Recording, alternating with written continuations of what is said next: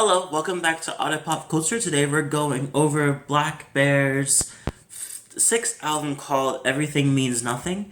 So blackbear is a LA-based rapper slash producer slash singer slash songwriter. He does it pretty much everything.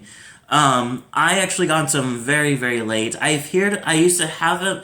I think there's a couple of songs that I listened to that was featured him, and I was like, oh, he sounds interesting, but I didn't really invest yet until he did a collab album with Mike Posner with with the title of a duo group called Mansions.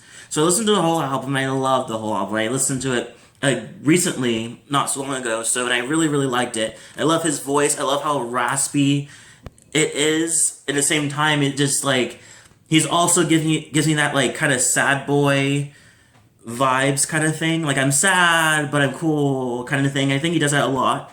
So I definitely did. I had to go backwards after that and get into Digital Drug Lord, which is my favorite album so far. And I got into Cybersex and got into Help. I still making my way through it. But I saw this and I was like, I have to review it. If it's gonna be my first time reviewing blackbear and its full album, I might as well do it with this one. So this album is pretty okay. Like I feel like it's more about the topics than the actual production and like flow. Like I like the flow, but I didn't really care. I feel like the production kind of took a backseat in a way. Like it started off really tough, like really hard with the like powerful with the hot girl bomber. But from then on, it kind of, I feel like Me and Your Ghost kind of just sounds kind of B side ish, and so you go into like, but then it comes back. It's like it gives you like production wise, gives you like B side production, intense production, B side production, intense production. You know, like kind of goes back and forth in that direction.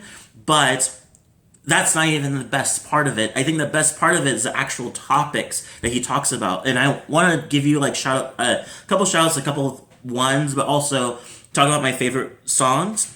So so the first song, of course, is Hot Girls Mother, and I really love it. It was one of the singles for this album, and I really loved it immediately. He starts immediately just going in about the idea of the toxic, stupid, like, trends that a lot of people, like a lot of celebrities and party people go through, and this whole, like, idea that is just so contrast of what you should do compared to what you do. And one of the things that he says is that, and my friends all are all annoying, but we go dumb, yeah, we go stupid. It's one of the things is like, when we're partying, we're all getting along, everything is great, but then when we kind of take it real, it's just, they're just annoying people, you know? And I feel like a lot of people have those, like a handful of those type of friends. They're just like, they're not entirely friends, they're just party acquaintances, you know? They're just really good at it's a really good people to party with, more than actually people to be real with. Which is okay. I have like a handful of party friends. Then another one I liked is Queen of Broken Hearts. That one actually is interesting. I thought it was about a relationship, how he like breaks a lot of hearts, but it's actually about social media addiction, and it's about how we. Some of the things he says, which is the only way I can kind of break it down, is he says, I know it sucks to be around me, so does life, so don't at me, don't doubt me. You're in the past, you're yesterday morning. And that kind of thing, how fast we move on to the next thing, and we don't really give a full-on, like, observation of the things that we're into.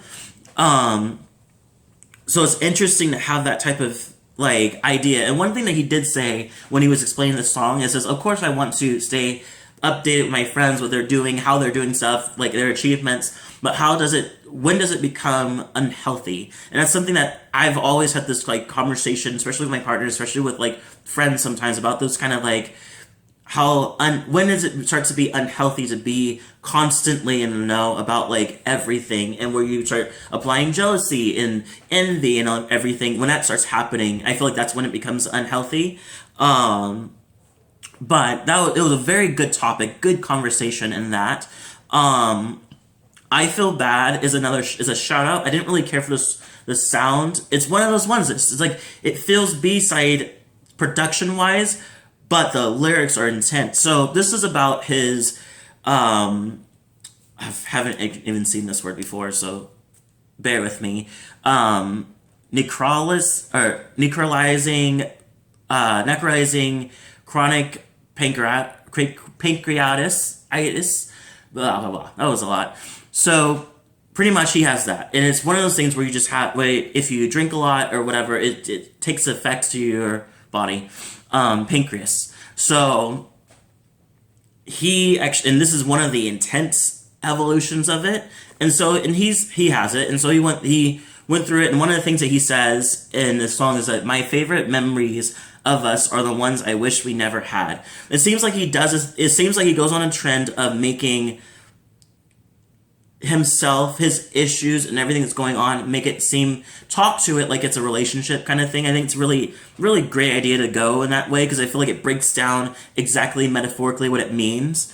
But yeah, and so he's like, I swear you're so good at making me feel bad. So it's just like, he feels shitty when all this is happening, so you can't really drink either as much as he wanted to, and I feel like that's a part of it. It's just, he mentions in it, it's just like he can't really, the fun out of it's gone.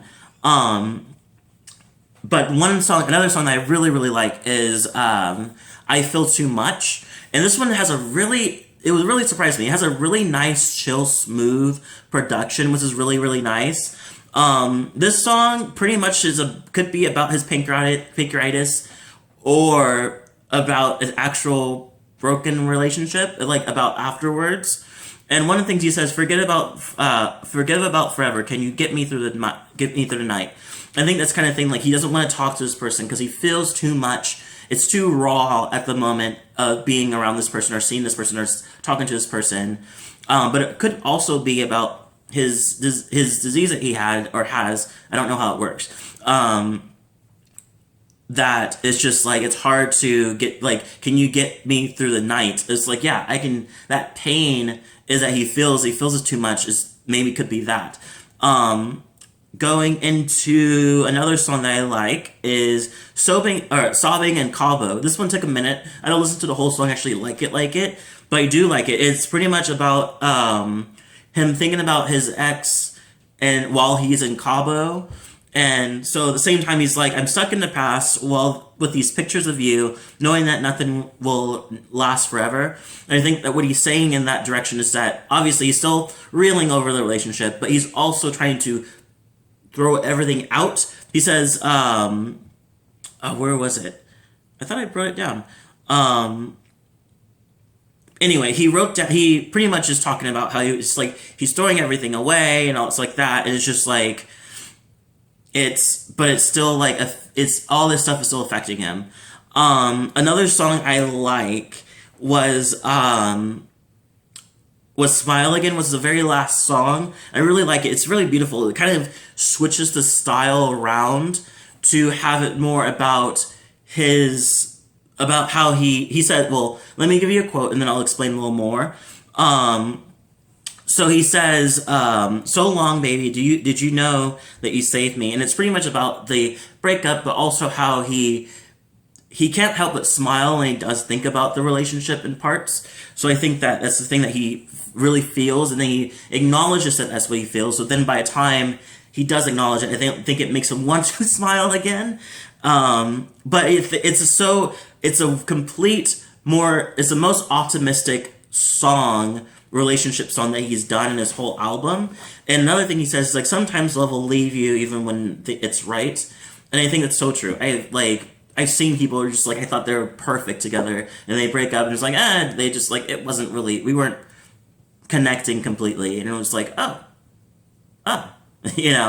so yeah. And then a shout out to If I Were You featuring Love. I like the song ish. I just don't like Love's version. I feel like it completely throws you off on the actual trend of what the song is actually doing. The song is supposed to be the guy who's an asshole in the relationship, but talking about if he switched it around and switched places with his partner, would it be the same? And he says, like, honestly, if we switched around, I would end up leaving you. And he's one of the things he says is like, and if I wonder if we flipped the script, I wouldn't be such a dick. And another thing he also says is that if I were you and you were me, I wouldn't put up with all the shit. And he says that he's like, if it were me on the other side, I would have probably left a long time ago. But the fact that you haven't, I guess it's like good for him in some ways. I just didn't like his part because Love is like, pity me. He's like, you broke up with you broke up and got together with your ex. I hate that. And I was like, well, yeah. So, but what does this verse have to do with the song other than you talking about how horrible the relationship happened? It's not reversing unless he's not acknowledging that it's switched. We're supposed to assume that it is, I guess. And so he's the one that's hurt. But I don't know. I wish he would have explained that direction first before going into it. With the help of FRND, our friend, who did did songs for MKT, produced for Bridget Midler, and also is a constant producer with blackbear. This album is really decent. I don't think it's better than Digital Drug Lord. I think that one's just amazing. But this one has potential. I'm not into it entirely. But I do like the lyrics. The lyrics are amazing. The topics are amazing. So I give this one a 7 out of 10. Leave a comment below, tell me what you thought. If you liked it, didn't like it, let me know. And don't forget to subscribe, hit the notification bell, and all that jazz. And I'll see you all in the next video.